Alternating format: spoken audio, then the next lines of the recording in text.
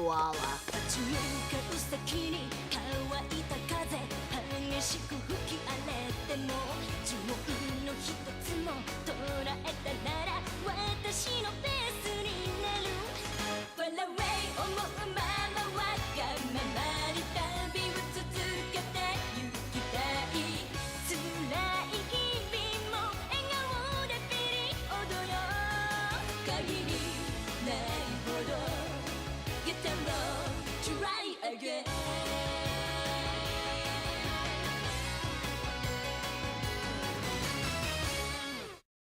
I think there are series that people would say that are their comfort food. It can be absolutely from anything. Something that is simple as a slice of life show, a show that mainly just goes through ideas of concepts and just produces an episode out, or something that they can just turn their brain off. It's really in one of those things that really can make someone, well, not make someone, but you can really see someone's character on the shows that they like. And especially like for me, I always ask this question with anime. Why? Because I can see if somebody has expanded their reach of just watching what they grew up on, or the things that they discovered and find a new heart on for something. Sometimes you can give them something that you like that you guarantee that they'll probably enjoy, or you can probably give them something that you know that they're going to enjoy because of that simple fact of it being whatever they like. And hell, there's even shows that you probably watched that you did not have any intention of watching, but you just sat there and watched the rest of the episode and you probably were enthralled by it. And well, that was Slayers for me as a kid. You see, as a kid growing up in the 2000s and early 2010s, it really came to the things that I noticed, and especially like the changing of YouTube, was that there was a lot of anime. There was a lot of anime, and as a kid, that since I didn't even know, sites that I don't want to be mentioning, that it was more of a place for me to be watching this kind of stuff.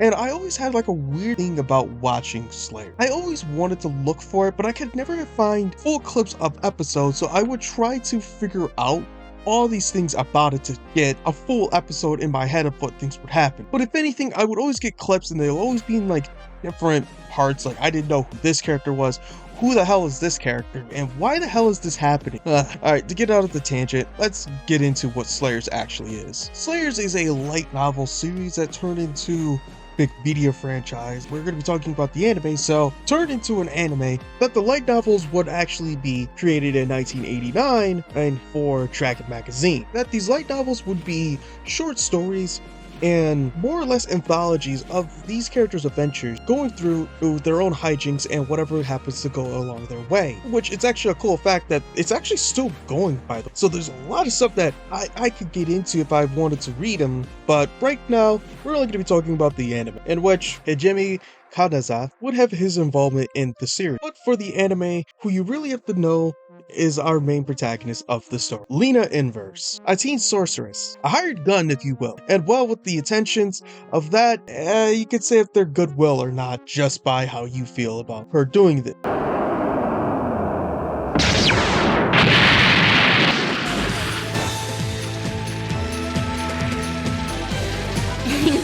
But she has a big enough reputation where she's actually becoming one of the most feared people to come around by. But if there's any way to really introduce a character like Lena, it is to show by her powers. And so with something like that, you would think that this would actually just be an introduction just towards her. Well, on the contrary, not really. Because we actually meet this character. This is Gari Gabrielle. And the first time me watching the dub, I immediately said, holy shit, is that Brock? These donuts are great. Jelly-filled are my favorite. Nothing beats a jelly-filled donut. In which pretty much the first episode does its job of being a introduction towards these two characters and what they're capable of. Gary's good with his swords and he fends off the bandits while Lena watches him, because guess what? Lena doesn't have to put in that work. And then we also see at the end of the first episode of how powerful Lena is when it's not just bandit killing. And as I'm sure when I give y'all story beats, I'm sure that y'all will understand when I say this, it's not really about the action in Slayers, it's about the personalities clashing into these bigger and riskier situations that makes Slayers such a memorable anime. Because it is apparent, especially with their dynamic, especially with the next couple of episodes, when they get themselves into trouble because of Lena's booty. You know what? I think I should have said treasures. That sounds completely, utterly bad. As after getting with a shopkeeper that has been cursed because of the weapon that they brought in, because Lena wanted to sell some bootlegged gold and jewels, they get tracked down by a man named Zaw, in which he attacks our heroes with evil trolls because Lena has something that they need. And what is that they need? Well, that is the Philosopher's Stone. And if you know about a Philosopher's Stone, it is in the simplest way, it is a stone that has to take sacrifice, or has taken sacrifice, but nonetheless, Zoth and this mysterious person that is with them named Zelgadiss is trying to look for it, and they think that Lena has it, and so they ask for an asking price just for this statue. And well, let's put it like this, Lena decides in the best way possible, go for the big ask. And they decided in this way, they ask her to work for her so they can pay them back. But as things in the negotiation table goes further and further away of not really going in the way that they think, they say at the crack of dawn, they become enemies. In which we'll get into knowing Zell in a quick bit, but let's continue on with the story, in which they would keep their promise and they hunt down Lena and Gowry, in which Lena gets captured because, well, I'll put it in this way of how Gowry thinks is going on with Lena. Who tell fortunes. On some days of the month, she'd have to close her shop. When I asked her why she did it, she told me it's that time of the month. What does that time of the month mean, something special? But we get one of the more important things is, who the hell is Zelgadiss? And well, Zelgadiss gives his explanation on why he's on his own little personal journey, and that is to find Reznor the Red Priest. And you see, Reznor the Red Priest is a blind priest that is known to be healing across the land. He could have never found a way to cure his own plight. And so upon his own journeys, he's healed people left and right, but as he could never, it's not looking like he's looking for the Philosopher's Stone so he can heal himself. But the reason why Zell has an issue with this is that Reznor gave him a curse in the most practical way. See, Zelgadiss wanted to become stronger, and so he decides to make Zelgadiss into a chimera. And if you want to know what a chimera is, it is a mixture of human and some other creatures. And in this case, he's half golem and half demon, as much as being a human. So you can see why somebody would be pissed if that ever happened to them. Let's also give this detail that Reznor actually does warn Lena that Zelgadiss wants to summon Shabu-Nikto, the Demon King. But again, this is going to be bringing a lot of things, but when we round up to it, we'll round up into knowing who Shabu-Nikto is. All right, where were we? Oh yeah, Gowry gets his comeuppance. Lena gets captured because, you know, time of the month, or however you want to say it, that she was damaged in the fight. And so pretty much she's in occupation towards them, in which they're trying to figure out how to break Lena so they can get the evidence, the statue. And after getting threatened to get kissed by this fish man, But in the wake of night, Zelgadiss has a dream about Reznor and why he has the whole issue. And to put it in this way, it's more of the things that wouldn't be understanding until later on, that Zelgadiss actually helps release Lena, and as they escape and after turning the fish into, you know, some delicious to eat, not gonna lie, I'm kind of hungry. It's kind of more of a situation that's becoming more and more revealing of itself because of Reznor's appearance. As you see, Reznor calls Zelgadiss a traitor, and Lena is actually surprised at why they actually have history together, in which we get the revealing that Reznor the Red Priest, as he was always a man that he is now, that he goes through as he knows nothing of the resurrection of the Dark Lord, Shabu-Nikto. As the statue that Lena has in her possession, the Olachan statue, Philosopher's Stone. As Zell wants to use the Philosopher's Stone to kill Reznor, Reznor wants to use it, as once I stated, to heal his blindness. We also learned that they're relative, 3 generations, so, hell, I didn't even know that. We finally get the situation where Gowry is, in which he's looking for Lena, and so we can actually talk about some details about this anime. You see, when anime was coming here into the West, it was more or less a thing of it having a different identity as its own branding compared to the things that are upon the US side of things. And to put it in a lot of ways, when anime were dubbed to go into the stateside, a lot of them were made to be cheap and efficient. And so a lot of the things that we would get here in America would always be either the stuff that was the most popular, that was easier to dub, or the most gruesome animes that you can have, because a lot of people that were selling these were advertising it as adult animation. Don't think of it like how a lot of people think when I say adult. We're saying in the M-rated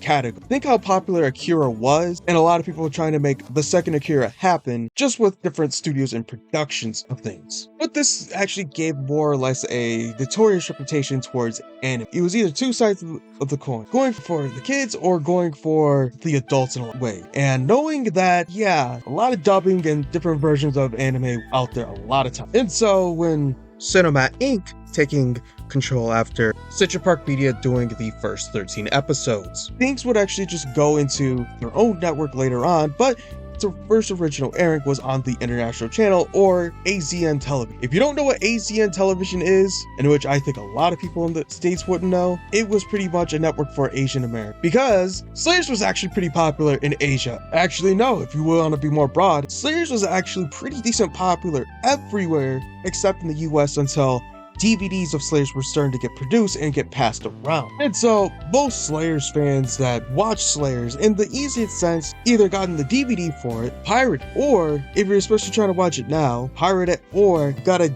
bootleg a DVD set.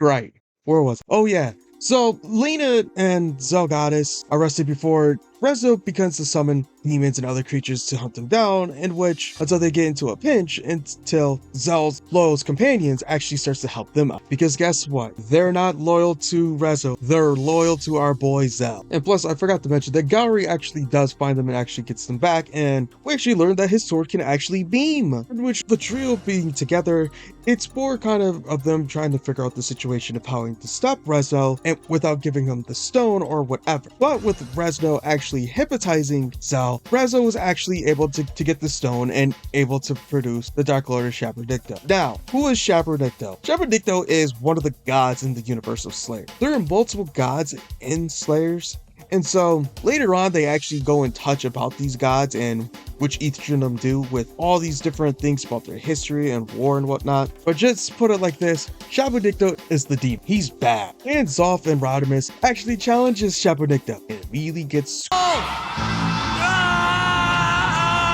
hey, at least you don't look bad as this guy getting squashed. But with things looking dire, they actually come back to actually figure out what is going to be the mission, because guess what?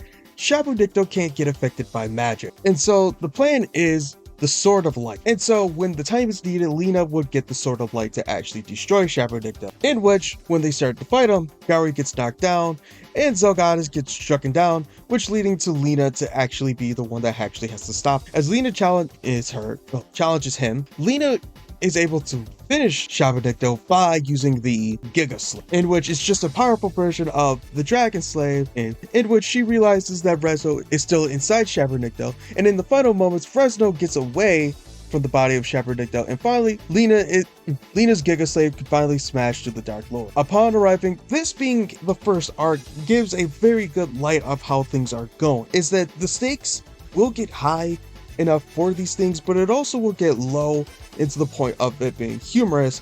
But the main thing that it does well is that it shows each character having their own positioning into the party. And it's not just that they're just lackeys towards one another, but in the fact of that they're all on somewhat equal playing field, just like how you and your friends would be if y'all were playing Dungeons & Dragons or any other tabletop RPG. But upon hitting Atlas City, Zelgadiss decides to part ways with Lena and Gowry, and they will meet again in another time, in which they immediately go into meeting Prince Phil of the Seirun King. Yes, this is actually a prince guy. This isn't your Disney prince of a clean-shaven man. No, this man genuinely looks like this. Prince Phil, I was not familiar with your game. In which we actually see the situation that is happening in the Seirun Kingdom as Prince Phil is in line to become the king. Yeah, his brother Randy wants to kill Phil to become second in command, so when the king dies, he gets the throne.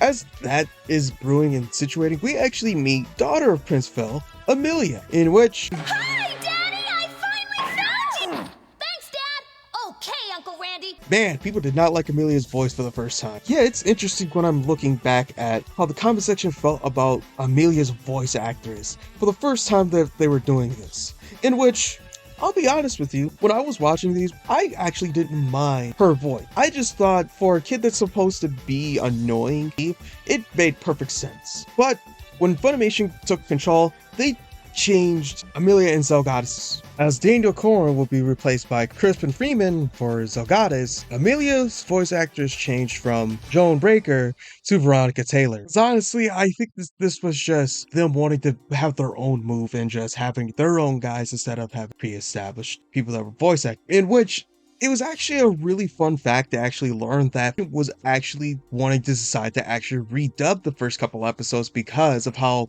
it didn't really fit into their own standards when they had the rights. After that tangent, we actually learned that Lena is actually harder to be a bodyguard and train Amelia, because guess what? We got extreme pacifists here and they gotta learn how to do justice, because they learned that Lena is actually a sorcerer. In which, with Amelia's reckless ways, Lena orders her to actually train, in which, I'm being fair with you when I say this, for these next batch of episodes, these were just fun because guess what? It's just getting to know Amelia as a character in Prince Phil, in which, as much of a character that he is, Amelia in this season is actually one of my favorite characters just because of all the dumb stuff that they make her do.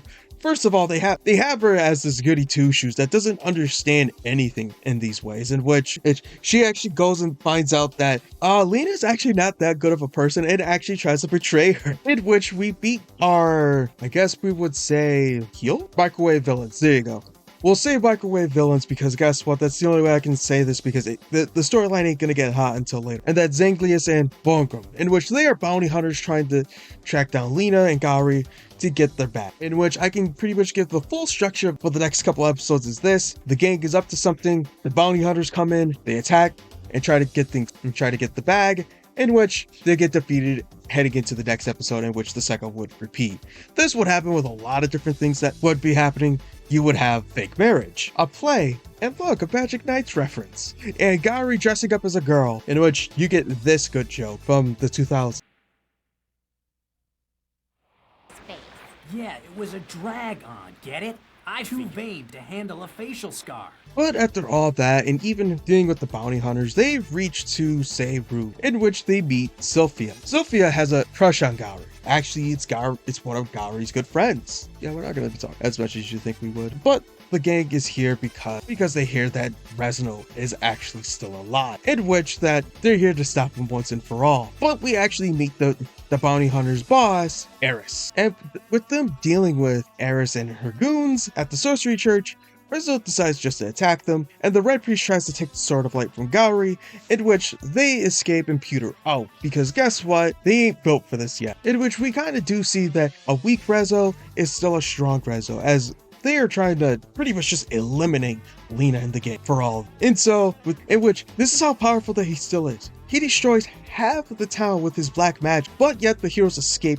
In which, when they go to Rezno's museum to look for him and, destroy him, we actually see them get separated, in which, besides, Sophia asking about, how her and Gowri's relationship is, we actually see that Gowri gets in a match with Zelgadiss, and let's put it like this. I haven't really described Zelgadiss as a character thus far because of the simple fact that more or less it's been the same cycle, but this guy had an obsession. Even with their adventures, and even with this, this budget error, Zelgadiss has been on their asses all this time. It's become an obsession, in which they even go to man-to-man combat, what seems like to be the 5th time over. That's how obsessive that this guy. He's so excessive because he hasn't had someone as strong as Gowri facing one-on-one. But he's finally beaten because of the Sword of Light, and let's keep rolling. In which they go lower and lower to Rezno's Institute, in which they go all the way down and reach into his laboratory, in which that they go and actually learn that there was actually a copy of the Clare Bible here. The Clare Bible will be important in the following season, but for now, let's continue on. They manage to crush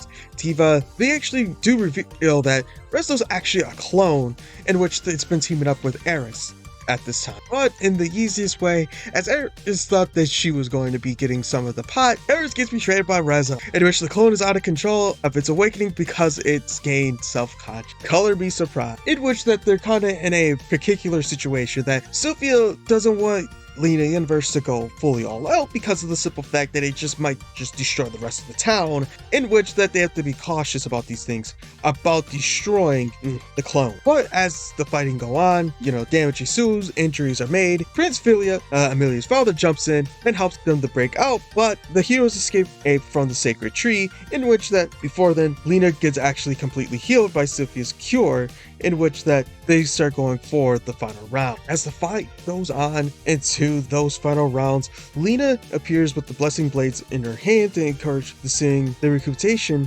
Lena actually destroys Frank Rezno and the evil spirit out of them as he shortly died, in which saving Sophia, saving the town, and most importantly, saving the tree. Yes, I even forgot to mention the tree. Overall, when I look at Slayers in its first season, it's one of those seasons that I actually absolutely enjoy. It's one of those that it just hits in the way of, it has replayability of just watching it over and over that I think a lot of shows definitely try to have, but kind of fail because a lot of times that they try to go for the shock value, when sometimes what's the best thing to do is to keep the fans on their toes and keeping them interested. In a way, it does swords and sorcery well, but yet does the humor of what you would probably have when you're sitting down with your friend playing D&D or something. It takes itself serious, but it also pokes fun at the tropes that we would usually see that would make anyone really interested in watching, in which, if I have to give the rating of all of them, Slayers might just be favorite one just because of how fun it was just to watch compared to the other ones along the way. Which next time we'll take a look on Slayers next. What's next? Slayers next, where we get the expanded on God's lore and we meet a devil that has a smile to tell. I see.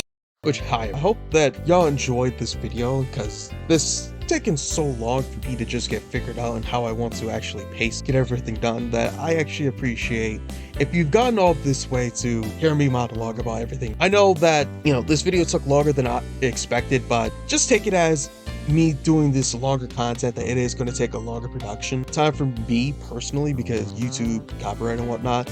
But I hope that you enjoyed this video. Hope that you leave a comment about this video and you subscribe here, or if you really want to give that love to me in a better place, you can give it onto Patreon and Coffee. If you go on Patreon, you get the video a week for free, and you might get yourself here if you do it before I actually start down and rendering the video. So, I hope that you enjoy the rest of your night if you're watching this at night, or it's your morning. I hope you have the rest of your day, and goodbye.